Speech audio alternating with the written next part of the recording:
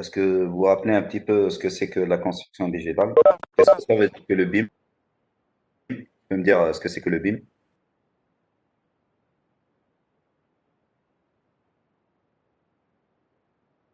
Building Information Management.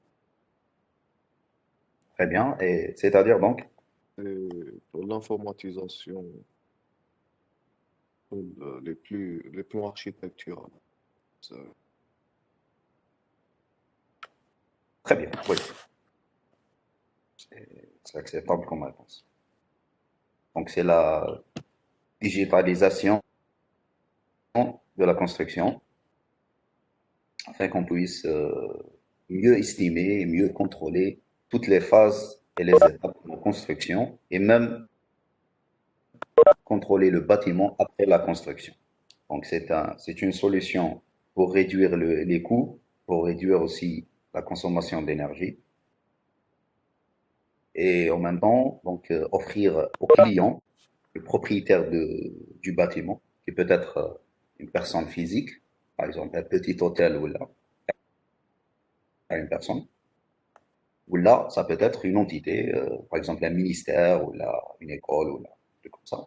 Donc le client aura une maquette 3D au lieu d'avoir des plans qui se perdent à tous les coups, surtout en Algérie, des vieux plans, c'est vraiment quasiment impossible de trouver les vieux plans d'un bâtiment. Alors lorsqu'on a une maquette numérique, c'est plus facile d'abord d'obtenir les plans, c'est plus facile de visiter le bâtiment, etc. Donc aujourd'hui, on va parler d'autre chose. Bon, c'est la première fois, c'était la définition générale, l'introduction au Building Information Modeling. Et aujourd'hui, on va commencer à entrer un peu dans les détails et on va parler du cycle de vie de la construction digitale. Le cycle de vie. C'est-à-dire que le cycle de la construction digitale, ça veut dire quoi?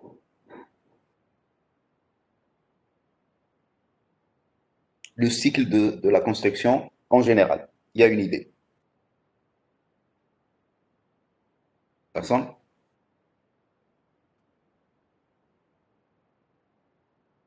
Alors, le cycle de la construction, donc, c'est les étapes qui vont se dérouler afin qu'on puisse enfin, passer du départ, du démarrage du projet jusqu'à la réception et la mise en service du bâtiment. خلاص, la réception finale. Donc, il y a plusieurs étapes. Chez Malbedouche, nous directement, on s'installe sur chantier, on commence à construire. Donc, il y a plusieurs étapes par lesquelles on devrait passer. Donc, avant la construction, durant la construction et après. Il y a la mise en service, commissioning, etc. Mais pour, euh, pour ce qui est BIM, donc, c'est quasiment la même chose avec une méthode un petit peu améliorée, on va dire. Avant de commencer de parler du cycle de vie, du cycle de la construction, je voudrais savoir, est-ce que vous connaissez la différence entre un maître d'ouvrage et un maître d'œuvre? Tu peux me dire quelle est la différence entre un maître d'ouvrage et un maître d'œuvre? Le maître d'œuvre, c'est celui qui réalise le projet, et le maître d'ouvrage, c'est pour qui on réalise le Très bien, parfait. Donc, comme a dit votre collègue, donc c'est le maître d'ouvrage, en quelque sorte, c'est le client, c'est le propriétaire du bâtiment qui est mortel comme ça peut être une personne physique, ça peut être une entité. Et le maître d'œuvre, c'est celui qui s'occupe de la réalisation du projet.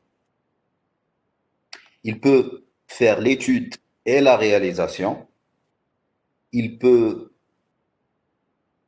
sous-traiter l'étude et faire la réalisation. Il peut sous-traiter, donc ça veut dire il va travailler avec une autre entité qui va faire les tâches pour lui. Mais c'est lui, en quelque sorte, le maître de tous les travaux, mais il peut déléguer quelques travaux à d'autres entreprises. On appelle ça la sous-traitance. Donc, le type enfin plutôt le maître d'œuvre, il peut s'occuper que de l'étude et sous-traiter la Monsieur, réalisation, ou là, le contraire, ou là, pardon? monsieur, s'il vous plaît, vous pouvez répéter ce que vous aviez dit, ça s'est coupé. D'accord, très bien. Là, vous m'entendez bien? Oui, Aucun problème? Ok. J'ai dit, قلت باللي le maître d'œuvre, il peut soit s'occuper de tout le projet, donc l'étude et la réalisation. Il peut, comme il peut, sous-traiter, donc déléguer en quelque sorte, quelques tâches à d'autres entreprises. Par exemple, bon, ça, on le voit très souvent, surtout en Algérie. Il n'y a pas une très grande entreprise qui peut tout faire, mis à part peut-être un petit peu considère. Sinon, généralement, c'est des entreprises qui prennent le projet comme maître d'œuvre. Ensuite, ils sous-traitent quelques tâches avec d'autres entreprises. Par exemple, parfois, il y a Considère qui prend, elle va être maître d'œuvre d'un hôpital. Un hôpital, donc, il y a le ministère de la Santé qui va être le maître d'ouvrage, qui va être le client. C'est le ministère de la Santé. Et le maître d'œuvre, ça va être Considère qui va faire, elle va assurer l'obtention du projet en entier. Comment elle va le faire? C'est autre chose. Mais le plus important, on appelle ça clé en main. Donc, à la fin, tu mets les clés du projet pour le ministère de la Santé, qui est le client, d'accord? Qui est le maître d'ouvrage. C'est ça l'objectif principal. Maintenant, comment elle va y arriver? Là, ça diffère. Donc, Considère peut faire l'étude entière du projet. Elle fait l'étude. Ensuite, elle passe à la réalisation. Elle réalise le projet. Et là, à la fin, donc, on fait la réception. Donc, le client va recevoir le projet avec. Comme,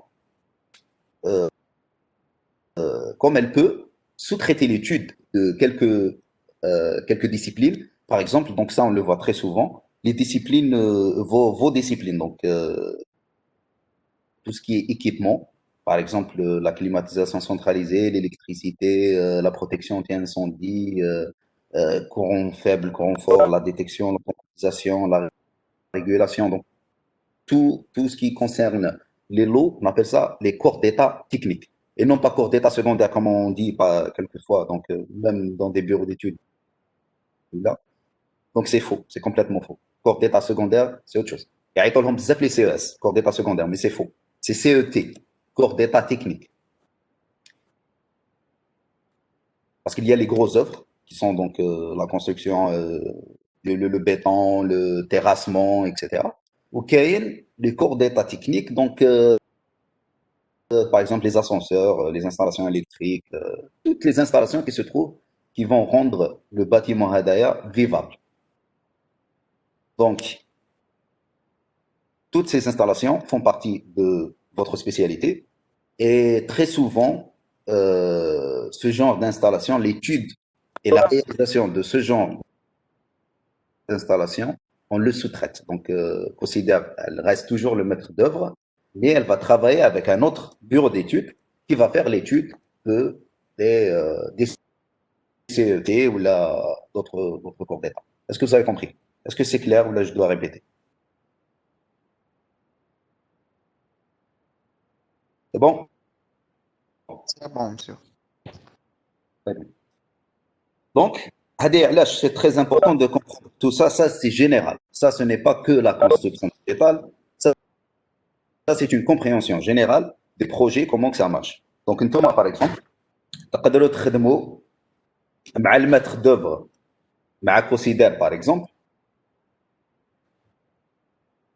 Donc, soit vous allez faire des études, soit vous allez faire la coordination avec les autres bureaux d'études qui vont travailler avec Considère, comme sous-traitant. Vous pouvez travailler avec les bureaux d'études qui vont travailler avec Considère, ce qui arrive très souvent. Très souvent.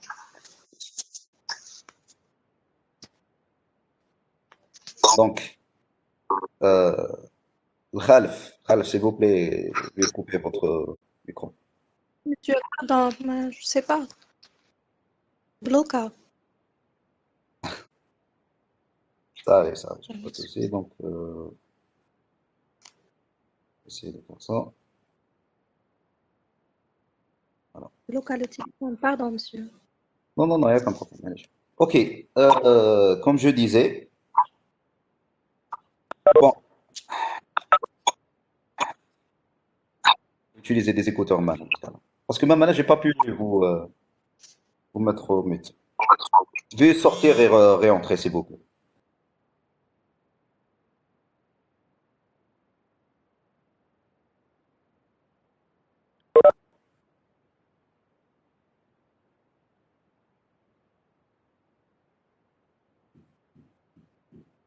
Ok, alors comme je disais, soit vous travaillez avec des bureaux d'études qui vont sous-traiter avec Consider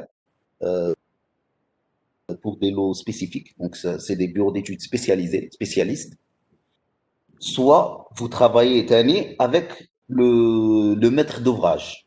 Donc là, faut avoir une certaine expérience quand même pour pouvoir faire le contrôle euh, des documents ou de l'étude ou l'avancement des travaux du maître d'œuvre. D'accord? Donc, le maître d'œuvre, il va faire un travail, mais il faut qu'il y ait quelqu'un de l'autre côté, donc du côté du client, pour pouvoir vérifier le travail du maître d'œuvre. Est-ce qu'il est correct? Est-ce qu'il a respecté les normes? Est-ce que Je suis, la qualité, elle est vraiment au rendez-vous? Donc, l'azmina des gens qui sont du domaine, pour des gens qui soient du domaine, avec une certaine expérience, bien sûr, qui vont faire le contrôle. Donc, تقدر تخدم soit مع le maître d'œuvre, مع les sous-traitants, ou là, مع le maître d'ouvrage. OK? Il y a aussi une autre entité qui rentre, parfois, pas toujours, mais parfois.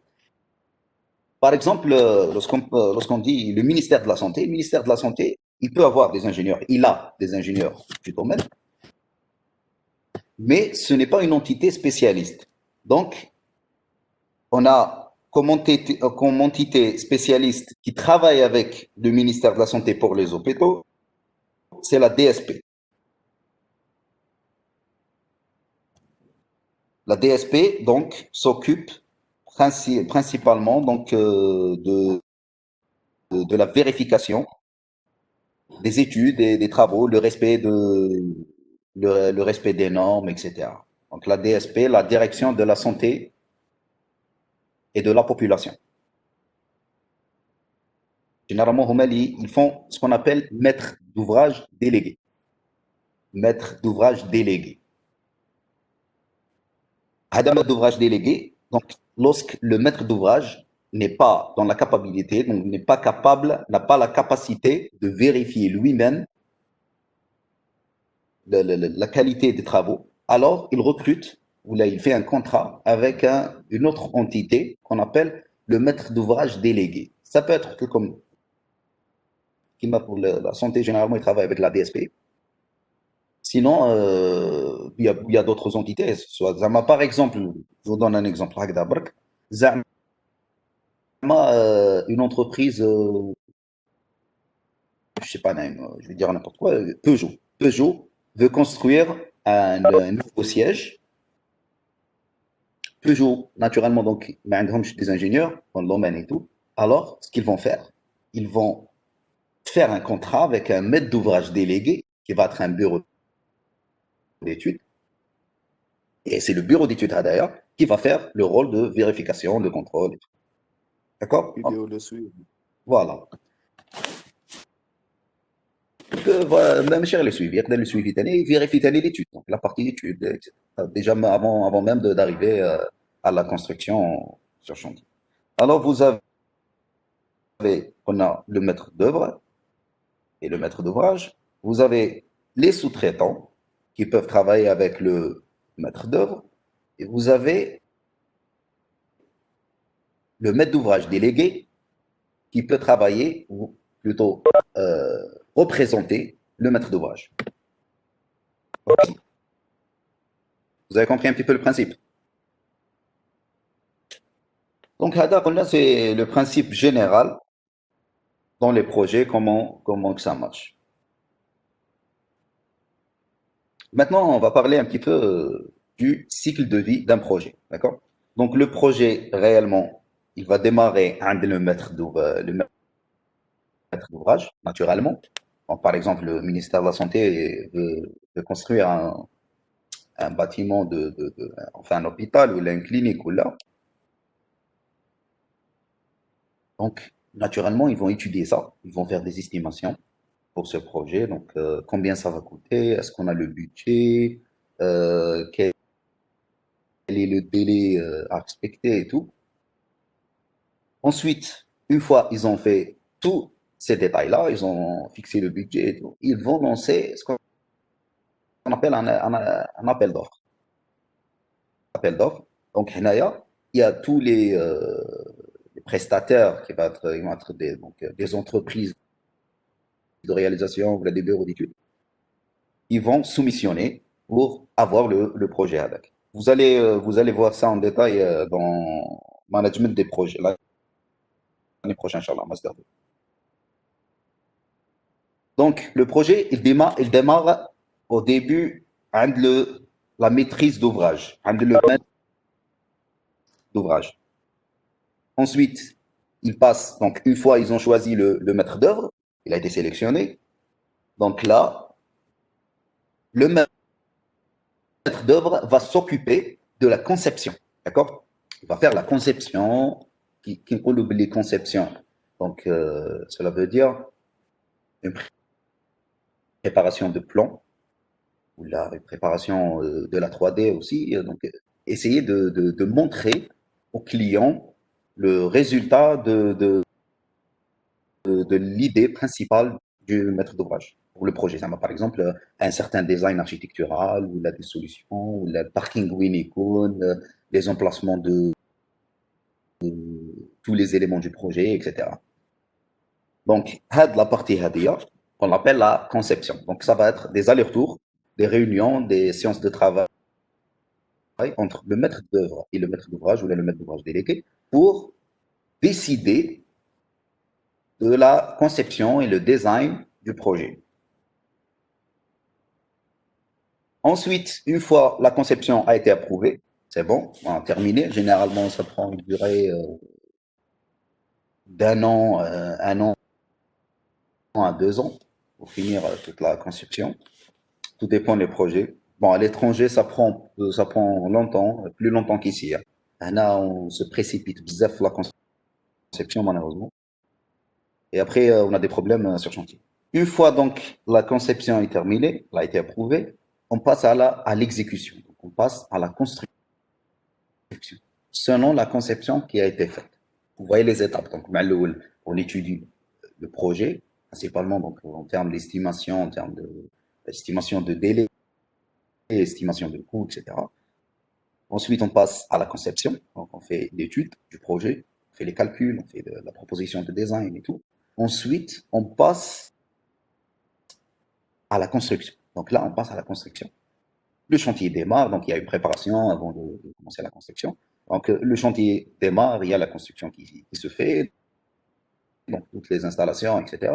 Une fois on a terminé, donc il y a la réception. La réception, donc c'est le maître d'ouvrage ou le maître d'ouvrage délégué qui va passer pour vérifier la qualité de la construction. Donc le projet est terminé, on va faire ce qu'on appelle la mise en service ou le commissioning. Donc ça veut dire c'est les essais. C'est les essais, on va essayer les installations de climatisation centralisée, on va essayer les installations électriques et tout. Une fois tout marche et tout, là c'est bon, il y a la remise des clés. Et après ça, il y a aussi, donc généralement dans les projets classiques, surtout en Algérie, en tout cas surtout en Algérie, c'est là où ça se termine. Donc le cycle du projet, c'est là où ça se termine.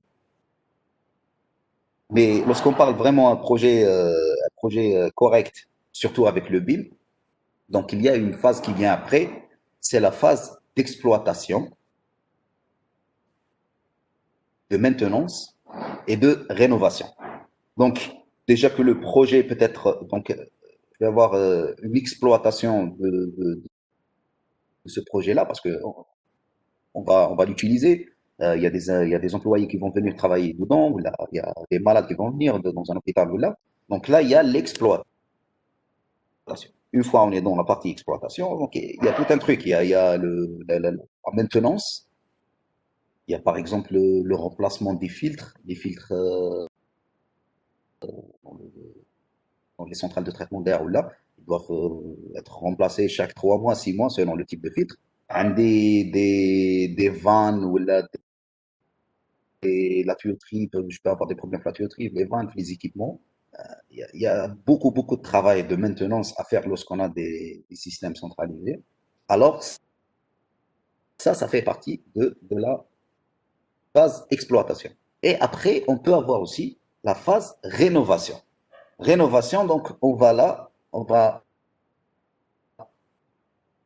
peut-être faire donc un changement, un étage. On peut faire changer les séparations à l'intérieur. On peut rajouter un autre étage, on peut rajouter un autre bloc. Qui m'a par exemple, bon, je sais pas ce que vous vous rappelez, mais il y a des blocs qu'on a rajoutés pour l'université. Souvent, on a des nouveaux blocs qu'on rajoute. Donc, les mécanos, j'en rajoute et tout. Donc, en quelque sorte, ça fait partie de la rénovation. On est en train de changer, de rénover. D'accord. Et ça peut être aussi donc le remplacement de la façade, la correction. Si on a un bâtiment vraiment qdim, on veut renouveler l'état du bâtiment. Là, c'est la rénovation, donc c'est la modification du bâtiment existant, du vieux bâtiment. Donc, brièvement, c'est ça les phases du cycle d'un projet. On parle en général, on ne parle pas vraiment du BIM. L'intervention du BIM dans le cycle du projet déjà démarre durant la gestion et l'organisation au début, au début du projet. Donc, le maître d'ouvrage qui démarrait, il démarre avec le maître d'œuvre. Le BIM commence ici, avant même de commencer à faire la modélisation du projet lui-même. Donc, de modéliser le bâtiment, de la 3D dialogue, les réseaux à l'intérieur et tout. Avant même ça, avant de commencer à faire ça. Donc, on va faire une estimation, une préparation. Il faut préparer le projet HADAC qui va être donc, fait selon le processus BIM. Donc, on va faire des estimations, on va faire une organisation. Au début, ça va être une machine haja vraiment réelle. Donc, une estimation qui va être confirmée selon l'étude avec le concept BIM. D'accord? Donc, au début, on va juste estimer et organiser et préparer tout ce qu'il faut pour démarrer le travail dans le BIM, la modélisation. D'accord? Vous allez comprendre un petit peu ça en continuant. Donc, on commence réellement le BIM avec 3 phases. Donc, Hadia, le BIM. Donc, on organise, on prépare ce qu'on appelle la charte BIM, par exemple. Donc, comment les travaux dans le BIM vont se passer? Comment la conception va être faite? Comment les délais vont être estimés? Donc, c'est une préparation. N'importe quel projet qu'on va démarrer, on doit le préparer. Mais réellement, lorsqu'on parle d'un projet BIM, là où le BIM intervient vraiment, c'est dans la phase 1, qui est la conception. Donc, on a déjà, avant la phase 1, j'ai fait mes préparations, j'ai fait les contrats, j'ai fait l'estimation du projet, de l'étude, par exemple, la conception. Je dois estimer. أنا ما نقدرش نشد un projet نقول لهم راح نخدموا بالبيم انا en tant que maître d'œuvre نقول لهم voilà le projet ديالكم هذا راح نخدموا لكم on va le faire en BIM avec le concept BIM et tout. Ils vont me demander combien ça va prendre, je vais dire je sais pas, aucune idée, on va travailler, on verra. Non, donc je dois faire une estimation. je fais avec le BIM ou la pas BIM ou là, je dois faire.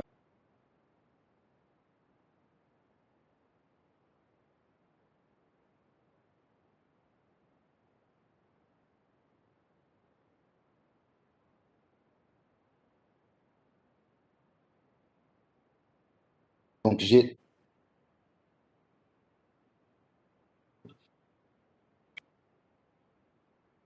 comme je disais, une fois j'ai préparé tout ce qu'il faut pour démarrer mon travail sur le BIM, là, je commence avec la phase 1. La phase 1, donc, c'est la conception et la modélisation.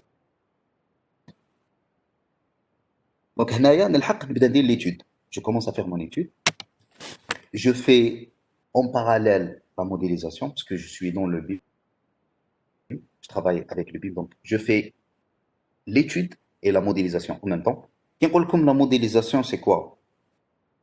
Ça veut dire que je vais implanter les équipements d'IA réellement. D'accord? Je vais faire une implantation de mes équipements réellement. Lorsqu'on parle d'une étude classique, on fait le dessin. Comme la dernière fois. Il y a le dessin et il y a la modélisation. D'accord? Donc le dessin, je vais juste schématiser. Je vais faire des schémas de mon installation, comment elle va être. C'est à l'entreprise de réaliser mes schémas, mes dessins sur AutoCAD. Là. Par contre, lorsqu'on parle de BIM, on parle de modélisation. Donc là, je vais commencer à implanter directement les équipements d'IALI après avoir fait une étude quand même. Je fais des calculs, des estimations. Ensuite, je commence à modéliser directement. Et là, donc en avançant, je vais avoir un projet modélisé, ce qu'on appelle la maquette numérique. D'accord? Donc avec la maquette numérique, va passer par plusieurs étapes d'avancement, de développement. D'accord? À chaque fois, je vais la développer. Donc, mieux vous montrer un petit peu de par les bacs.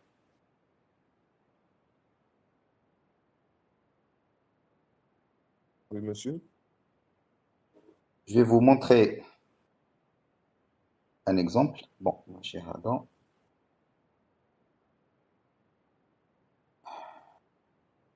نوري لكم باش تفهموا شويه خير من اللي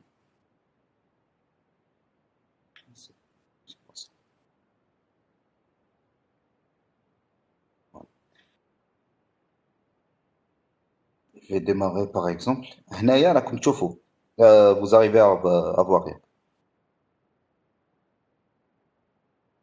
la maquette que je vous ai montrée la dernière fois. Est-ce que vous arrivez à voir? Oui, monsieur.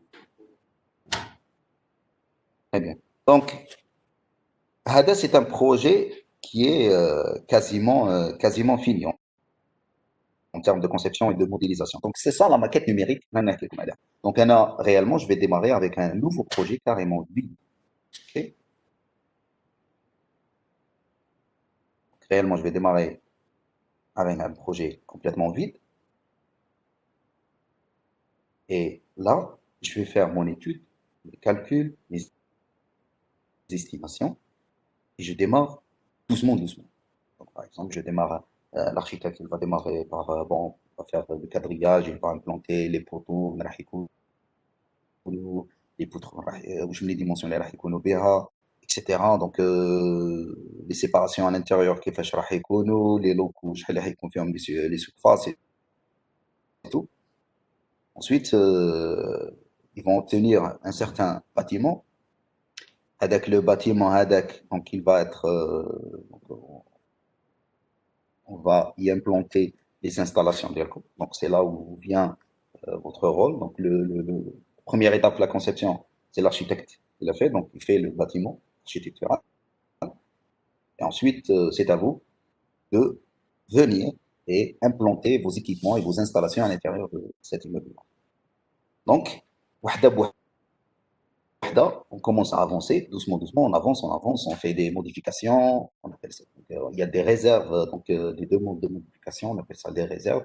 Donc le client chauffe هذه يبدلها لي لا سيرفاس هذه يزيد فيها l'équipement هذايا le système que vous avez proposé il est très énergivore donc il consomme beaucoup d'énergie veuillez trouver notre solution donc il y a des va-et-vient aussi il y a des séances de travail durant la partie donc durant la première phase on a la première phase qui est la conception et la modélisation donc il y a beaucoup des allers-retours et au final on va obtenir une maquette complète du projet. Je vais essayer. Une maquette complète du projet, on appelle ça une maquette numérique. D'accord? Une maquette numérique ou là un modèle numérique.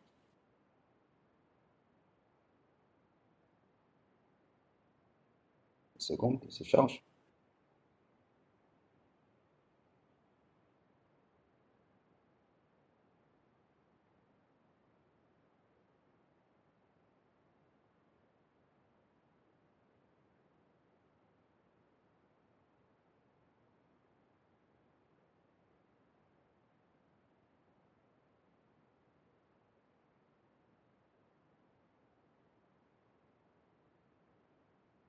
Voilà un petit peu, avoir une idée.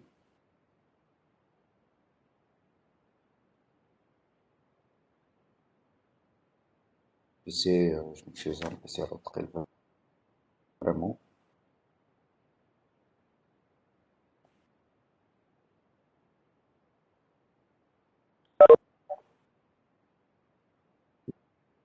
ماشي Voilà, pour utiliser Revit لازم PC يكون puissant شوية. très puissant, très très puissant. Parce que le PC à d'aller on dit comme la présentation, c'est pas le PC de lorsque je fais la modélisation, je la fais avec une station de travail. Donc, soit une station unité ou un laptop station. لازم يكون assez performant. Au moins, عندك, au moins, minimum. عندك 8 gigas de RAM ou i7 كاش 7e génération. هكذا.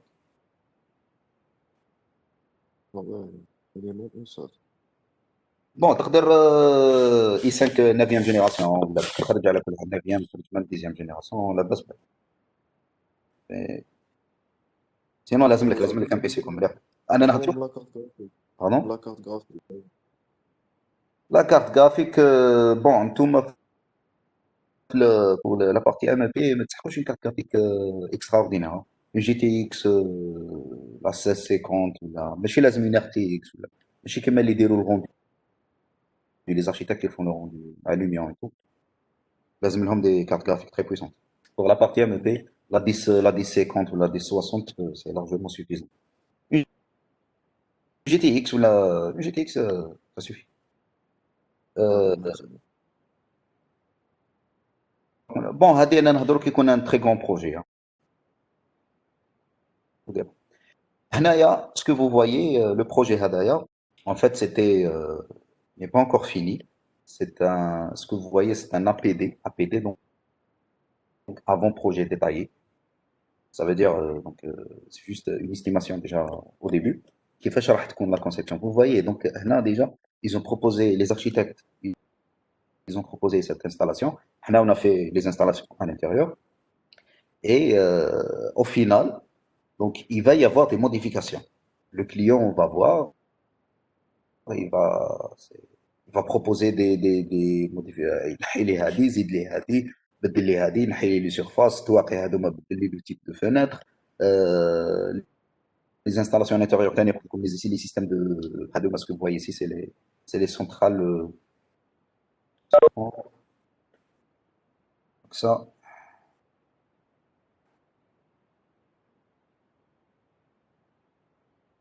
ce que vous voyez c'est une centrale de traitement d'air parce que comme elle est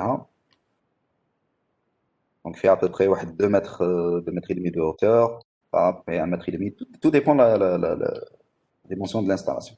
Vous pouvez en avoir une trentaine, dans un hôpital, une trentaine à peu près de centrales de traitement d'air qui m'ont. Donc, Hadia, elle traite l'air.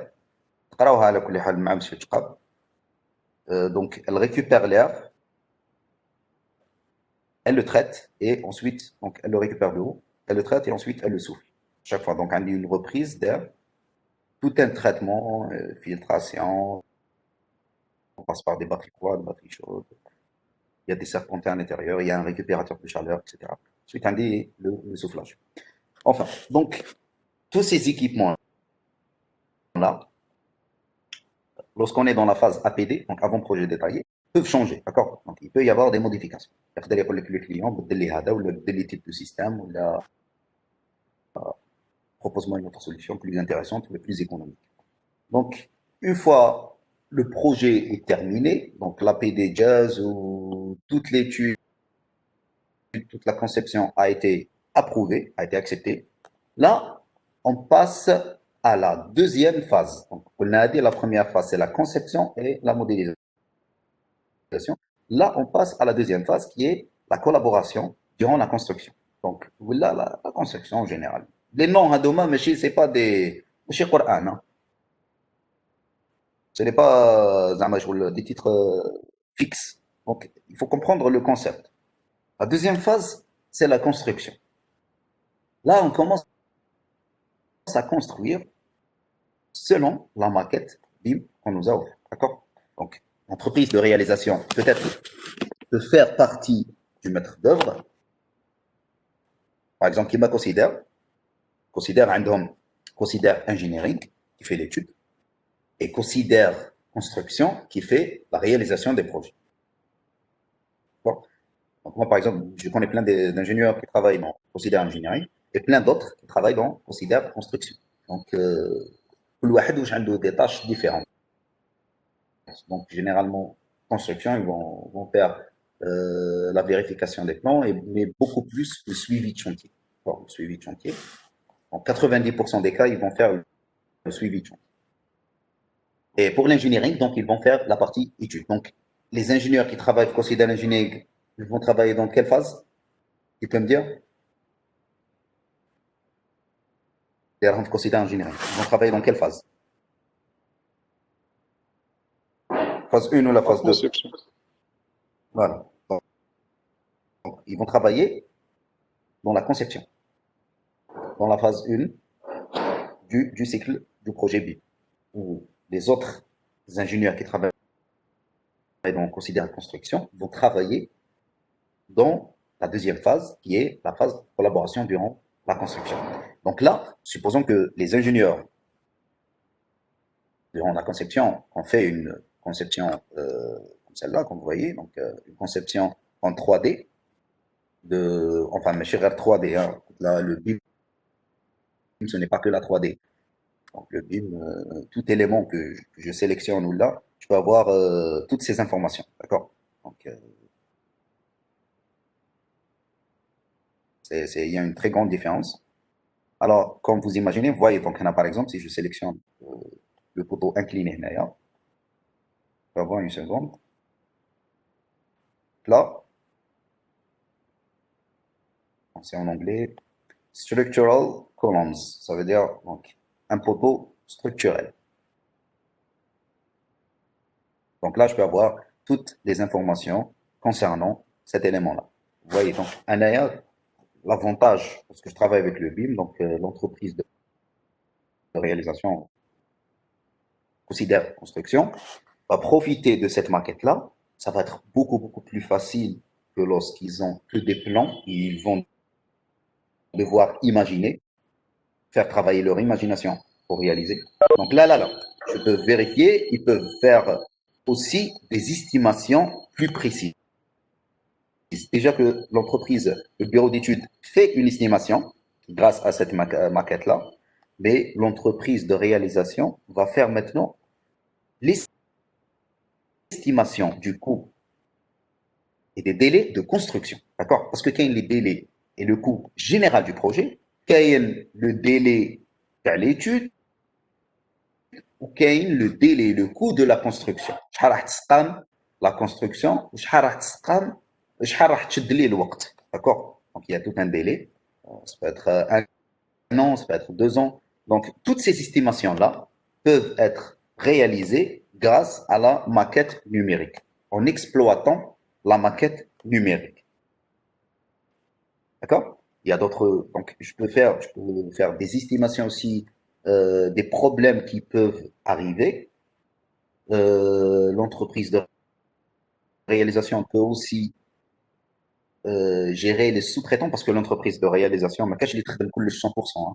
Gars, ils vont travailler avec des sous-traitants qui vont faire, par exemple, le BA13, l'installation de BA13, l'installation des fenêtres en aluminium et tout. Ils vont sous-traiter avec d'autres entreprises spécialisées. ما كاش une entreprise اللي عندها كلش حتخدم 100% كلش. Ils vont toujours sous-traiter quelques tâches. Mais qu'on ne pas des tâches majeures, mais ils vont sûrement sous-traiter quelques tâches. Donc, ça leur permet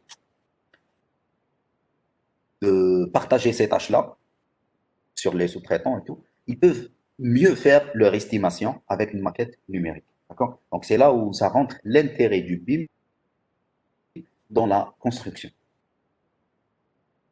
Ensuite, un détail, la partie planification. La partie planification. Donc là, on parle. D'ailleurs, je sais pas, ceux qui ont fait une petite recherche sur le BIM, ou là, plus tard, Inch'Allah, vous allez voir, vous tombez sur la 4D et la 5D. Je crois que j'en ai parlé la dernière fois. Donc, 4, donc, on a les 3 dimensions, 3D, mais dans le BIM, on parle de 4D, de 5D, et même parfois on arrive jusqu'à 6D. Mais réellement, on parle de 3D, donc la maquette, on parle de 4D, la quatrième dimension, c'est le temps, avec Saha.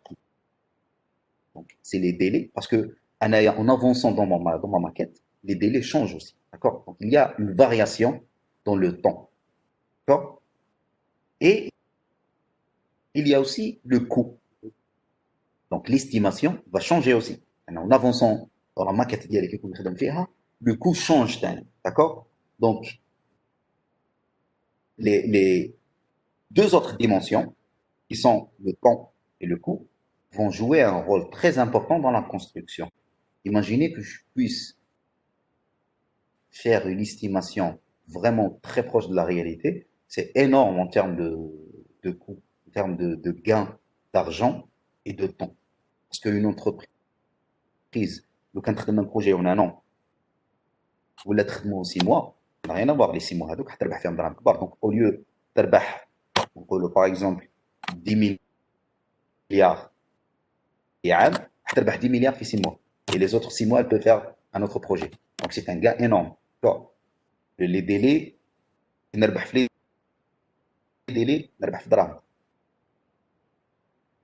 Lorsque j'évite les erreurs sur chantier, grâce à la maquette numérique, en faisant par exemple les détections d'interférences, des détections de clash donc, entre les réseaux et tout, j'évite de refaire, de construire ونعاود نكسر ونعاود نبني ونعاود نديبلاسي ونعاود parce que c'est toujours comme ça sur chantier.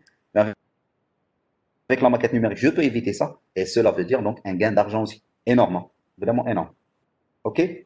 Donc déjà نربح في الدراهم تاع لي بيرت هذوك تاع الماتيريال اللي راح لي خسرته ولي طرافو باسكو دوك انت زعما جي في ان ريزو دو غان ومن بعد لقيتو باللي فينالمون يا ان شوفوشمون افيك ان ريزو دو تيوتري دونك يتقاسو هذا يدخل في هذا دونك لازم واحد فيهم نحاه يعاود نعاود نهبطو نعاود نديبلاسي ونعاود نطلعو هذوك لي طاش هذاك لو ترافاي ça coûte de l'argent parce qu'il y a une entreprise qui va le faire.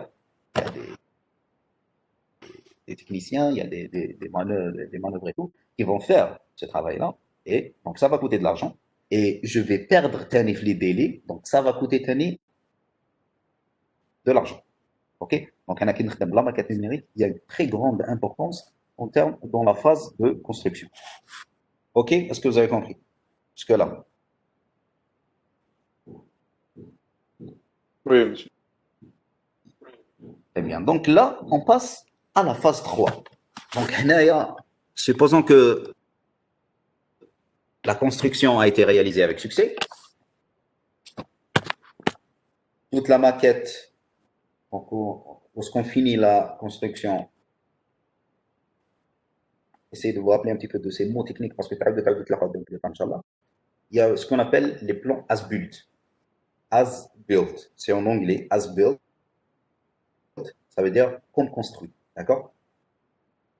Les plans as-built, ça veut dire l'étude a été faite ainsi, d'accord? Donc j'ai fait une estimation de mon étude. Mais en réalité, sur le chantier, il y a eu des modifications. L'étude comme a été faite théoriquement, n'a pas marché sur chantier. Alors, l'entreprise de réalisation réalise ce qu'on appelle les plans as-built. Okay, donc, les plans as-built, ils vont suivre l'installation, comment a été effectivement réalisée, et ils vont sortir de nouveaux plans. C'est-à-dire, dans le cas classique, dans le cas du BIM, donc ils vont faire des modifications à la maquette numérique. D'accord? Par exemple, là, comme vous avez vu au début, toute l'installation que j'avais proposée, peut-être qu'ils auront une modification à faire. بالك le réseau هذا ما يجوزش من هنايا يجوز قدام de côté ou là, donc ils vont supprimer tout le réseau هذاك ويعاودوا يحطوه يجوزوه d'un autre côté, d'accord, pour éviter, parce que il y a un obstacle ou شي حاجه هكذا, donc ils vont faire une modification. هذيك la modification كيما داروا sur chantier, ils vont la faire sur la maquette numérique, d'accord, afin qu'on puisse donner au client une maquette réelle de son projet comme il a été réalisé. D'accord. Donc, une petite répétition. L'entreprise qui va faire l'étude, ou le bureau d'études, on appelle ça le bureau d'études. Donc, le bureau d'études va faire une conception. L'entreprise de réalisation va prendre la conception, va essayer de la réaliser, de la construire. S'il y a des modifications, elle va les faire sur chantier et sur la maquette numérique. Vous modifiez le chantier, la maquette numérique. Le client au final aura une maquette réelle quand son projet a été construit. D'accord? Donc, durant la construction, entre parenthèses, il y a donc actuellement, surtout avec les logiciels actuels, on peut même faire la fabrication. Donc, vous voyez le réseau de GAN, un fichier, extension SI. Le fichier HADAC, il peut être exploité par la machine qui fabrique les GAN. Alors, j'introduis directement le fichier HADAC et la GAN me fabrique automatiquement toutes les GAN dont j'ai besoin. D'accord? Donc, la machine, le fichier que j'ai exporté, la maquette numérique, selon le réseau de GAN et NDNR, on appelle ça les éléments de fabrication. Une fois on a eu le fichier HADAC, la machine va me faire la fabrication des GAN exactement comme il y a le projet. Donc, ما عنديش les pertes, donc ça m'évite les pertes parce que le réseau de GAN, il y a beaucoup de pertes. Qui par exemple la menuiserie, il y a toujours des siada, il y a des erreurs, il y a là. Donc, avec ça, j'évite les pertes. Le but, l'objectif principal, c'est de gagner en temps et en argent. D'accord? C'est ça l'objectif principal de l'utilisation de le but. Il y a un gain fait chaque phase, chaque étape, il y a un gain. Donc, ça c'est très important. Une fois la phase terminée, qui est la construction, on passe à la phase 3. La phase 3, c'est l'exploitation. L'exploitation et la maintenance. Donc, l'exploitation, c'est déjà que le client a toute la maquette en face de lui. Il peut donc avoir toutes les informations de chaque local, par exemple, la superficie de chaque local, facilement il peut être la superficie, le local avec exactement qui est les séparations à l'intérieur, il peut faire des mesures rapides, par exemple la distance entre le local ou les sanitaires ou les escaliers. Il peut faire, donc, il a une exploitation réelle de cette maquette-là, de son bâtiment, d'une manière digitale. Il peut avoir identifié chaque élément qui existe dans son projet. Il peut avoir donc des informations sur le fournisseur, la marque de l'équipement, par exemple. Il peut avoir une idée, le coût des allouts, il peut avoir peut-être même une fiche technique qui peut détailler donc, le moment de maintenance. Donc, par exemple, c'est des maintenances, c'est un cycle de 6 mois. Donc, chaque 6 mois, je fais appel à une entreprise de maintenance. Donc, il peut avoir tous ces détails-là, il peut gérer ses tâches habituelles, quotidiennes, grâce à la maquette numérique. Donc ça, c'est la partie exploitation. Ensuite, on a la partie maintenance. La partie maintenance, donc ça veut dire que les techniciens, parce que généralement, quand on a un très grand projet, il y a des techniciens de maintenance recrutés par l'entreprise. Par exemple, l'aéroport. Là, on trouve des techniciens qui travaillent pour l'aéroport, qui sont spécialisés dans la climatisation centralisée, parce qu'il y a toujours, même les hôtels, il y a toujours des pannes, des problèmes. Là, il y a un technicien sur place pour faire les vérifications, pour faire les modifications. En même temps, la maintenance. Donc, il y a des équipements comme par exemple des filtres qui doivent être changés périodiquement, donc chaque 3 mois, chaque 6 mois, etc. Alors, le technicien, il vient faire ses vérifications. Imaginez انتوما يجي لازم pour faire la vérification ديالو à chaque fois يطلع ويروح يحل لي طراف يطلع داخل في البلافون يشوف déjà il y a des je peux comme surtout الا كان التكنيسيان اللي جديد جا والباتيمون il existe depuis une dizaine d'années donc déjà le technicien هذاك ما على بالوش كاع واش صاري في الباتيمون ما على بالوش même pas généralement on trouve même pas une personne اللي تسقسيها تقول له واش كاين داخل في البلافون يقول لك ما على باليش je sais pas parce que ما عندناش لي بلان باسكو ما عندناش هذيك باغ كونت كي تكون عندك لا ماكيت نيميريك تدخل داخل البلان داخل لو فو بلافون كيما راني حلكم انا هنايا tu peux avoir une idée claire de tout ce qui se passe à l'intérieur. Donc vous imaginez باللي يقدر يشوف تالي chaque équipement quelle est les maintenances périodiques à faire quel est le constructeur qui a fait quelle est la marque de cet équipement-là, il peut le contacter en cas de problème, en cas de changement de pièce ou de mettage à pièce, il a un contact. Donc, je vous la vie, elle devient facile même après la construction du projet, durant l'exploitation. D'accord? Donc là, je vais vous partager un petit peu quelques.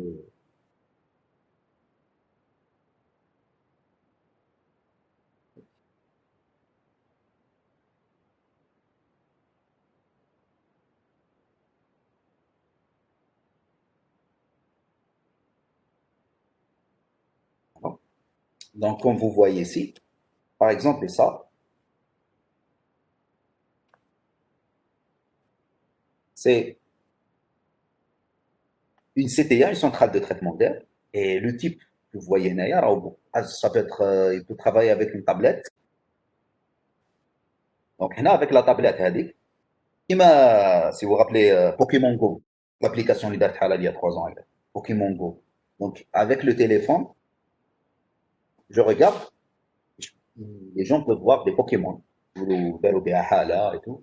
Donc, réellement, ils chauffent l'endroit où ils sont. Ils peuvent voir des Pokémon qui sont pas installés parce que là, grâce à la géolocalisation, donc, ils implantent des Pokémon les endroits. Avec le téléphone, on peut les voir. D'accord? Alors, c'est quasiment la même chose. Avec la tablette, il peut regarder l'équipement Hadak, il peut voir chaque partie de l'équipement. Donc, Hadak, c'est un niveau très avancé. En Europe, on commence à l'utiliser. Aux États-Unis aussi. En Algérie, bon, là, on essaye, bon, avec l'intégration du BIM, on essaye d'arriver là, dans le bureau d'études avec lequel on travaille actuellement. On essaye d'arriver à ce résultat. Voilà, mais à savoir, ça va être facile avec les contraintes algériennes, mais on ne se décourage pas. Donc ça, avec, une fois avec la maquette numérique, elle est bien faite, tout est possible. Tout est possible. On a avec la tablette, on peut faire toutes les vérifications de chaque élément de les caractéristiques. Et il peut voir même avec, voilà. Donc il peut voir même avec un casque VR, Virtual Reality, un casque VR, il peut regarder à l'intérieur du local technique, يقدر يشوف داخل اللوكال تكنيك واش كاين كاع ويقدر يشوف كيما راكم تشوفوا هنايا il y a même une liste d'informations. Il y a même une liste d'informations pour chaque élément. Il sélectionne une vanne كيما راكم تشوفوا هنايا avec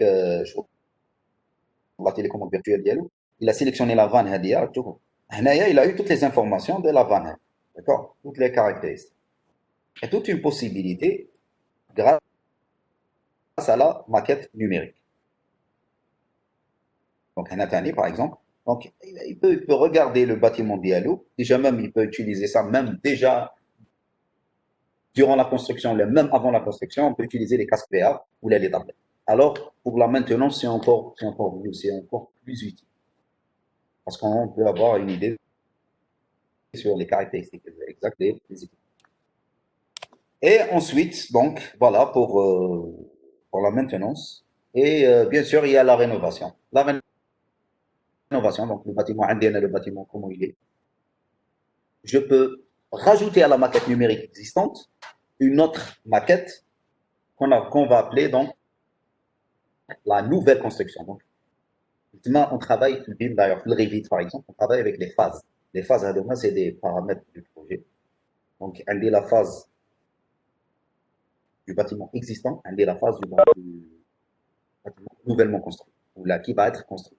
Donc, là, on peut utiliser le BIM donc, pour mieux gérer, pour mieux gérer euh, notre rénovation, qui à notre bloc, ou là pour faire des modifications à l'intérieur. C'est tout à fait normal parce qu'il y a accès à tout le bâtiment. Donc, je peux faire des améliorations, je peux faire tout ce que je veux. Il y a aussi ce qu'on appelle les scans 3D. On les utilise. تكون عندي une partie du bâtiment اللي ما فيهاش une partie du bâtiment اللي ما عنديش la maquette numérique ديالها راهم يديروها بزاف en Europe surtout en France on l'utilise très souvent donc les vieux bâtiments pour leur faire la rénovation on utilise les scans 3D هاي حالة actuellement les scans 3D c'est une caméra qui fait le tour 360 degrés et génère des points qu'on appelle les nuages de points. شغل تعطي لك لا 3D هذيك faire les scans 3D et les BIM. Faites scan 3D BIM, vous allez voir. يعطي لك le projet, le bâtiment lui-même en petits points, de millions de petits points. Dès que tu fais le بعيد يبان لك هو le bâtiment بالذات كي تدخل تلقى c'est des points. Grâce à ça, on peut donc, travailler, on peut faire une rénovation d'un vieux bâtiment. شغل تولي عندنا une maquette 3D numérique d'un vieux bâtiment. D'accord, on fait le contraire. Mais j'aime la conception du bâtiment. Le bâtiment, on la maquette. D'accord? Ok, donc voilà à peu près tout par rapport à la construction digitale. Est-ce que vous avez des questions? Est-ce que c'est clair, moi? Oui, c'est clair. Oui, monsieur. Très bien. Donc, comme d'habitude, je vais vous envoyer le cours cette semaine. Inch'Allah, peut-être ce soir, Inch'Allah. Je vous envoie le cours en PDF comme la dernière fois. Et si vous avez des questions, là, vous me posez. Ok? D'accord. Allez, à la semaine prochaine, Inch'Allah. Ciao.